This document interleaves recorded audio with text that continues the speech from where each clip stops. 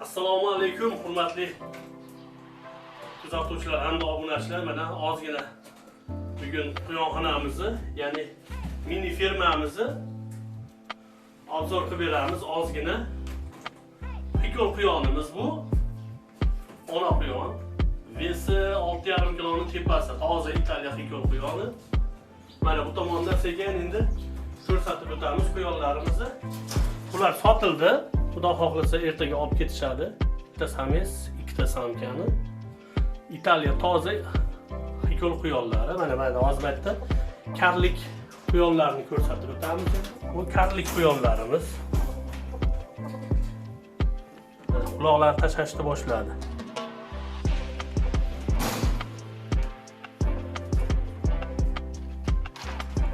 Dekorativni karlik quyonlari.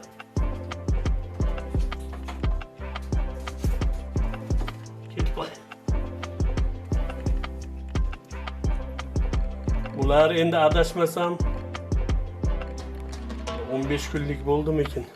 Hozir ko'rsatib o'tamiz. Buni sheriklari sotildi. Mana bularimiz qoldi. Xudo xohlasa juda go'zal, quloqlar tushgan, tumshuqlarga e'tibor beramiz. Mana quloqlar tashlashni boshladi buniki. Mana bu onasi. 1 kilo 400.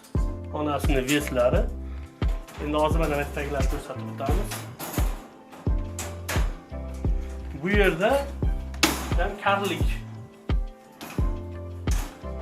baran quyonchalarimiz. Mashalloh deb qo'yamiz. Tumshuqlarga e'tibor beramiz. Juda zo'r kelgan. Albatta hurmatli kuzatuvchilar, obuna bo'lmaganlar obuna bo'lib kanalimizga layklarni bosib qo'yamiz. Bittadan o'z fikringlarni albatta kommentariyalarda qoldirasizlar.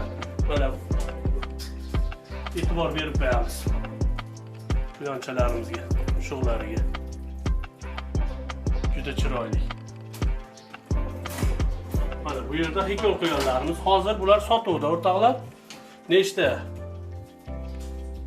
4-7 ta ekan hozircha. Bitta sotuvda, endi bu yoqda ham chiqadi. Hozirgi moment sotiladiganlari shular. Bir ikki kunda narigilarimiz ham chiqadi inshaalloh. Toza Italiya hikol quyonlari. Narigi yonida gold karlik baran. Sifati juda go'zal, bomba. Mana bu yonidagisi ham karlik baran, minilo. Samiz. Hali ko'rsatib o'tgan oq baranchalarimiz shuni bolalari bo'ladi. Mana bu hikol quyonimiz bu. 5,5 kiloni tepasida buni vesi. Italiya hikol quyoni.